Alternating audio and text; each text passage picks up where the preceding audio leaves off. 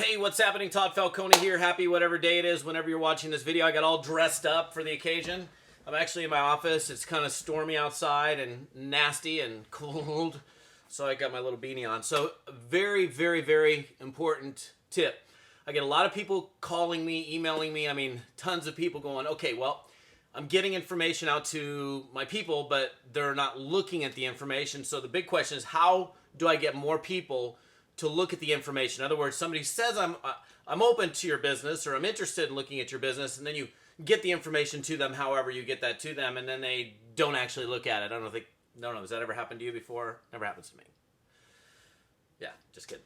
So so how do you get more people to look at the information? There's a couple of tips that I want to give you. Number one, and one of the there's a number of different skills that if you're going to be in this business that you want to acquire over time. Obviously, communication skills are critically important.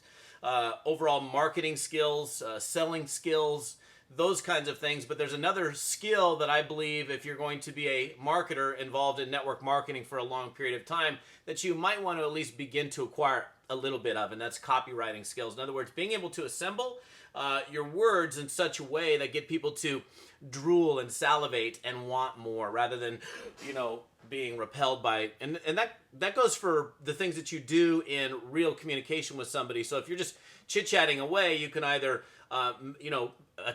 magnetically attract somebody to you, or you can repel them through the words that you're using. So using that in both the written word as well as the spoken word, critically important. So note to self, you might want to think about that. But so what things can you do to set yourself up for a situation where you're going to have more people who've said yes to looking at your business actually looking at your business? Well, one of them is finding out what their action motivator is. And an action motivator, to some extent, I guess you could simplify it and call somebody's why, but it's what's the thing that's going to make somebody move. What's that action motivator? So when you're asking questions, when you're getting into the probing and qualifying portion of an interview, for example, finding out the core reasons, like other than money, what is it they're looking for? Other than, I want to get out of debt, beyond debt, what is it ideally in your life that you're looking for? And if you can uncover that, you can use that in, whatever correspondence it is. Like if I'm going to send a CD in the mail to somebody, there might be a letter in there that says, hey, Bob, listen, this is Todd Falcone getting back to you.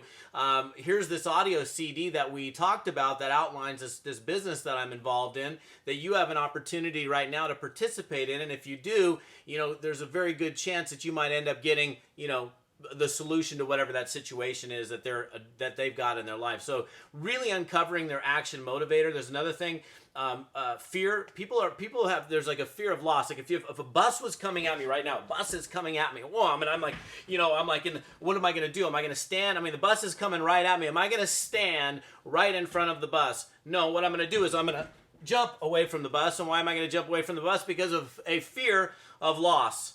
In that case, the loss of life. So people are oftentimes also motivated by fear of loss. So when you're sending out information to somebody and you're sending them an email, for example, limited time, limited quantity, limited availability, limited opportunity, anything that you can layer into that message that creates the perception or the reality that there's going to be some fear of loss if they don't act quickly. There goes my phone. It's ringing someplace. I don't know, but that's okay. I'll answer it later. So fear of loss is one motivator. Certainly desire for gain is another motivator, but these are just little ideas that you can, instead of just, look, where's my phone? Whatever you do, you don't want to do this. You don't want to just send them a piece of information. Here's the CD I referenced, or here's the website I referenced. Dear Bob, here's the website. What? Look at the website. There, Todd.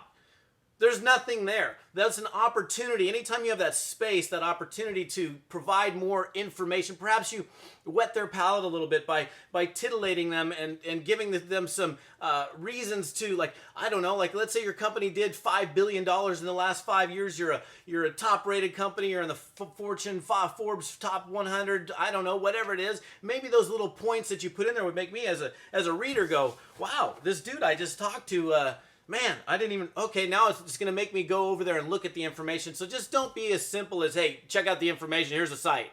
You can't just, some people will look at it, but if you want to increase the percentages, the numbers of people, you got to use fear of loss, you've got to use action motivators, you got to use some opportunity to write some copy in there, and and then you'll have some more people looking at your stuff and probably be signing up more people. So I'm going to go return that phone call. We'll see you on another blog post. Todd Falcone, see you later. Bye.